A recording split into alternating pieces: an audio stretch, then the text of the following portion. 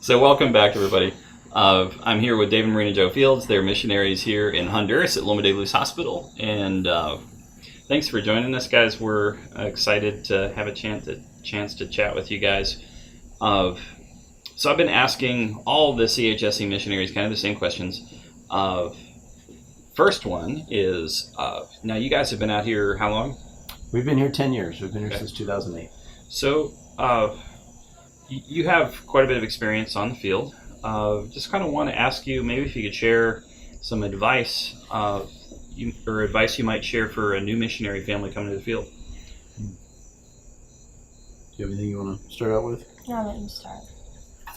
Well, advice for new missionaries coming onto the field would certainly start with, really being in love with Jesus and really making sure that your spiritual life is something that you can sustain with your wife, with your family on the field, and isn't solely dependent upon, for example, the church you're going to in the States. So many people today are spiritually dependent on their churches in a way that I understand. There's a lot of really great churches out there. When you come to the field, you're going to be more on your own. Sure, you'll be serving with other missionaries, and yes, you'll be going to national churches and things like that, but you want to make sure that you have a spiritual relationship with God that is self-sustainable, that is sustainable, and that is going to be able to withstand the struggles and the rigors of being in the field. And so my first exhortation to all missionaries who are considering life in the field is be in love with Jesus, and don't stop stop doing that. Continue to work on your relationship with the Lord, and then it gets into a lot of practical stuff about take the time to do the prep work that you need to do before you come to the field. Everybody's in a hurry, and nobody has time to do all the prep work that you need. Nobody has time to go to MTI. Nobody has time to stop and study and work on getting out of debt and things like that before you go in the field. I understand that. We didn't either 10 years ago. We had to rush because God needed us in the field. That's all completely understandable. But now looking back on it, I wish that especially a lot of new missionaries would take more time, be willing to wait. God's answer can be yes, no, or wait in terms of God. Is it, can I go to the field? Is it time to go to the field? And just be open to that answer of wait as well. That's good advice. Anything you want to add to that, Marinajo? Expect changes, I would say, that you weren't expecting. I would ask each of them everybody that's coming new, that they would prepare their hearts for things that they're not expecting, spiritual battles, conflict with other missionaries they might be serving with, not being accepted right away. You just never know what kind of things are going to come up. You could be those kind of missionaries that are going up to the mountains, and there's only a couple of other missionaries up there, and that's lonely. How are you going to handle that? Have a plan.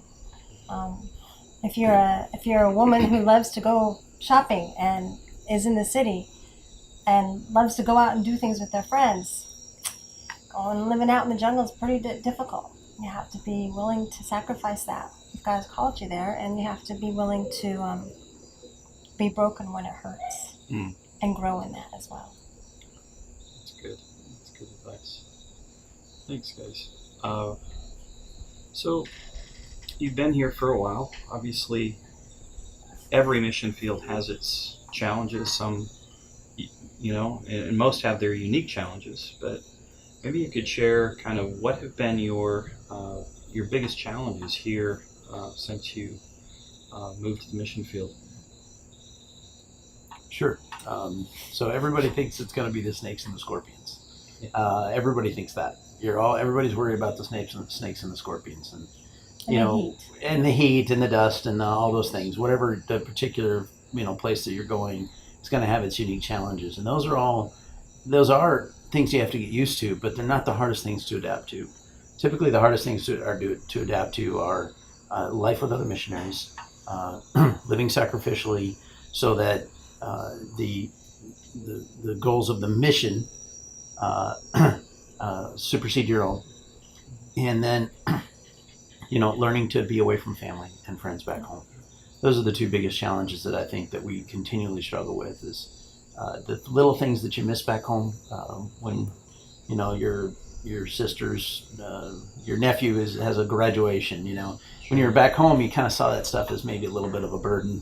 Oh, we got to go to so and so's graduation again. I hate how we're always having to go to these family things.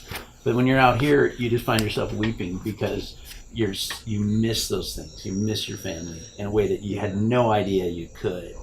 And so be prepared to go through that, as well as just the constant challenges of getting along with other missionaries. I've heard it said that 50% of the missionaries leave within their first year coming out to the field, and 80% of those is due to conflicts with other missionaries. I don't know where those numbers come from, and I don't know that they're accurate, but I can say that there's a lot of truth in those numbers. You're constantly amazed at how childish you can be, and you're constantly amazed at how childish other people can be. We're in a different environment than what we were raised in. Nothing in the American experience prepares you for life in the developing world. It doesn't prepare you for life of depending on one another to get to the store, to do work together in terms of working at a hospital. We're running a hospital, running a business, caring for patients, and also working with, and we do all of our entertainment, all of our worship. Everything is all done together with the other missionaries, and so that becomes a real challenge. And again, the American experience doesn't prepare you for that. Yeah. So you have to realize that coming in, you're going to have to give up a lot in order that Christ might be made known amongst the people that you serve. Yeah. That's good. That's something that we speak to a lot of potential missionaries that come here. We want them to understand that that's one of the biggest challenges that we face. And yet it's also one of the most wonderful blessings that we have, is to serve together like this, because we learn to live in a community that we see more and in Acts, the first churches depending on one another, living together, and doing everything together, and they're like family, even when you're not getting along with them. Learning how to forgive. Yes, Christians can be petty, just like I can be petty. We're not holier than thou when we come to the field. Yeah. It's important to understand that. That's good. That's good. So we talked about some of the big challenges. What have been, you've been here, you've raised your kids here for the most part. You still have Ben here with you, but Yes. a daughter that's off and married now. What have been your biggest blessings in your time here at Loma de Luz? Certainly what we say to people to try to convey what we have here is, we say we have a front row seat to get to watch God work. And front row seats are expensive, right? I mean, that's what makes a front row seat is you get a great view, but it's expensive. And it's worth it because of what you get. And so we've received way more than we've ever given. But we get a front row seat to see God work on a consistent basis out here in ways that we would never see in the U.S. That's one. And then another one that you just alluded to, which is very true, is getting to raise our kids outside of the country is just huge. You get them outside of that North American bubble, and it changes their perspective for life, for the rest of their lives. You get to see the way the rest of the world lives, and it's just an amazing blessing to be able to have that perspective going through life. Everyone should spend time out of the country, but we get the opportunity to raise our kids here. Our son, for example, has been riding motorcycles since he was 13, and kids ride in the backs of trucks, and they go to the waterfall and do all kinds of things that kids maybe used to do in the United States a long time ago, but don't always get the chance to today. Sure. And the other thing they get is this incredible ability to talk with other adults who visit. They have this constant river of visiting adults. In our case, because we are at a hospital, those are usually doctors, surgeons, just incredibly brilliant, creative people. And our kids get a chance to experience all this. And they live in kind of this kind of river of conversation about God and seeing God work and seeing people coming in and out of our lives who we would never be exposed to in the States that are just, man, their education is so much richer because of that. It's a compromise in terms of physical education. You can't send your kids to the same schools that you can when you're in the U.S., but believe me, the benefits for kids can just be amazing. That's awesome. He's answering everything, isn't he? Yeah. Sorry. No. I would want to definitely address the idea of homeschooling. It is a big question when it comes to, especially when you're bringing kids that have already gone to a public or any other kind of school, and the mother has never even considered homeschooling. It is a challenge. It's a challenge for the entire family. It's a challenge especially for the mother and the relationship that they have with their kids. You're generally, when you're coming, it's the mother that's teaching. There are circumstances that the mother is the teacher, rather the doctor or the one serving at the hospital here, and the father's doing the teaching. It can be, either way. But homeschooling is something that, what I have told people in the past, the reason why I homeschooled, because I believed God told me to do that. I really felt called to homeschool before I even knew what homeschooling was. Yeah. It was crazy because God put that in our path before we even had children. But when you come to the field, that is a huge change. And I would suggest that you get as much counsel as you can before you come. Get as much counsel as you can from homeschooling groups, from what kind of curriculum is good for the kind of learning your son or daughter might have, as well as having a support group to fall back on. Yes, in the States, because that's more normal. But when you come here, be prepared, be ready, have your books with you, have a plan before you get here. And in our case, there's a lot of us homeschooling. Do you want to do an online school? Do you want to do classical education? Do you want to teach all of your kids at the same time, just at different levels, the same type of topic? Those kind of things can really help you if you come prepared with this kind of things ready, less stressful. That's definitely a huge challenge, I think, that we see missionary families go through all the time, is that transitioning to homeschool. And years ago, many times missionaries going off the field would send their kids off to boarding school. That is just not the case anymore. And families want to live together and do life together, and I think that's the way God intended it to be. But it's that homeschooling piece has been a real challenge for folks, for sure. Yeah. Yes. I would just simply add that there are a lot more options now than there were even when we arrived. Got here, right. Online options have just multiplied so much that it really behooves someone to really look into anew to what the options are, because there are a lot more options. And 10 years ago, that wasn't possible here because there wasn't an IT director that was able to get this type of high-speed internet here, and now those capabilities are available, and awesome. It's incredible. So tell me, you guys are kind of the lone non-medical missionaries here. There's other missionaries, but with Christian Health Service Corps. Yeah.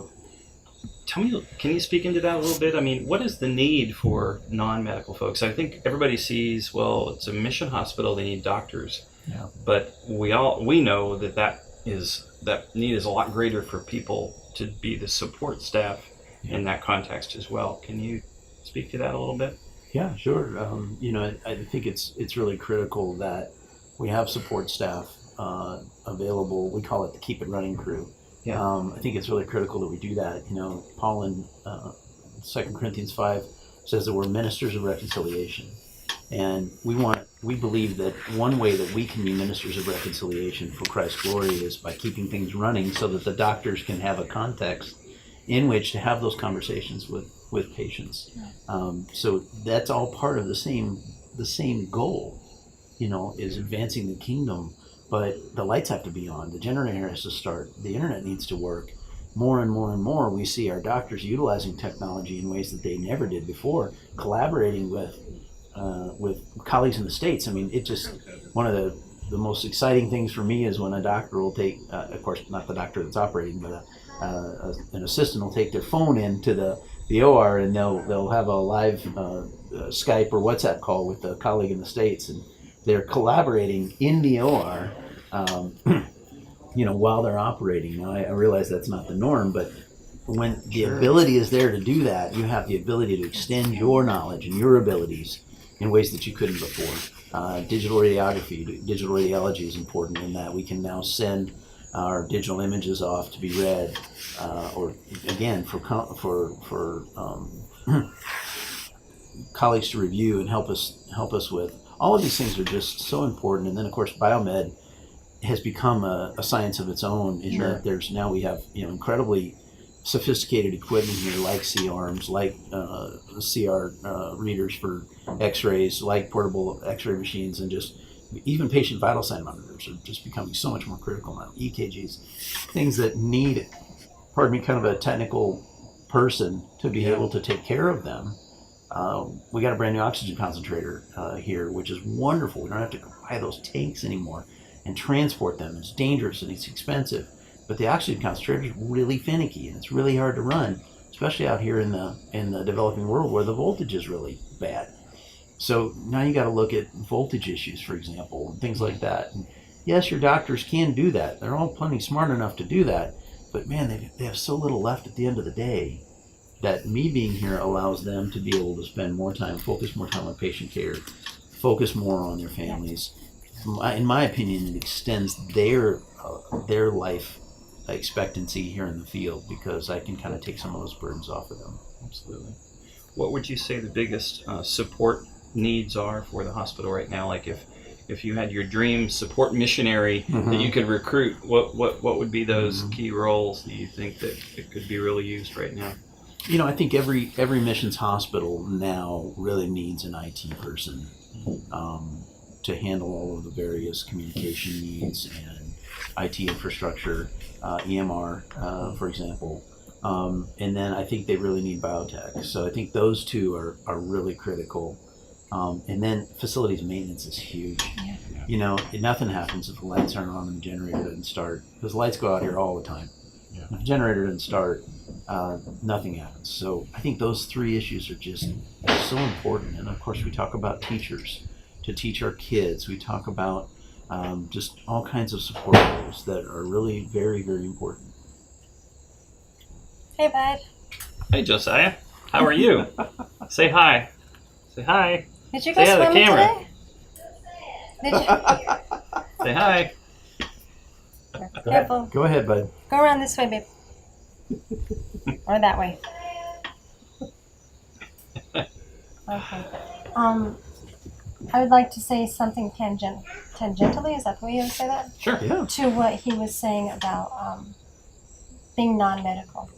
One of the things that could possibly happen is you go and you feel like you're called and you discover that God actually didn't want you to do what you thought he wanted you to do, but when you got there you discovered there was something different that you needed to do. Flexibility is huge. And any missions trip, but on the missions field. And allowing those things to happen and not fight them because you're saying, but I was here for this and I'm speaking to this because of course we thought we were coming to minister to the Hondurans. But it ends up after me fighting that and trying to be in the schools and trying to be with women's Bible studies and such in the churches, I discovered that that's really not what God wanted me. He wanted us here to support and minister and encourage our missionaries. And that was a surprise. And sometimes, like we were speaking, we're always with them. What? Where do I get what I wanted? And you don't. You don't always get what you think you wanted to be as a missionary. And this new role fits us so well. Yeah. And it's not all that new anymore because I think we figured that out about second or third year. And it was eye-opening to us that it was okay that we weren't out there evangelizing and discipling like we thought we would be. We tried that, but that was not where he wanted us. So that's good. Yeah, any military leader will tell you that whenever you forward battle unit needs a supply chain, a logistics chain. It cannot go out and fight without bullets and bread and gas and things like that. And so Absolutely. that's a true here. This is a battle, absolutely a kingdom battle. And there have to be people who are willing to come in and do those logistics pieces, those keep it running pieces. And we know, because we serve with a bunch of really gracious doctors here, and they tell us this all the time. We know we're a critical part of the team. When there's a medical win here, it's not their win, it's our win. It's a team Sure. win. Yeah. Absolutely. And we know that. And so we share in those wins because we're part of that team. That's awesome. Thank you guys for your insights. I really appreciate you taking time out to share a little bit. I'd like to just add that this was a sacrificial time because I just got about 10 mosquito bites. So there's that. It's okay. The malaria here is No not very malaria. common, so we're good. I'll be scratching all night. At least not right now. Yeah. Just dengue. Yeah. Malaria. Yeah. I Oh, was well, like, thank you guys so much. We appreciate it. couldn't stay bet. still Thank you. because of all the bugs. Thank you. Awesome.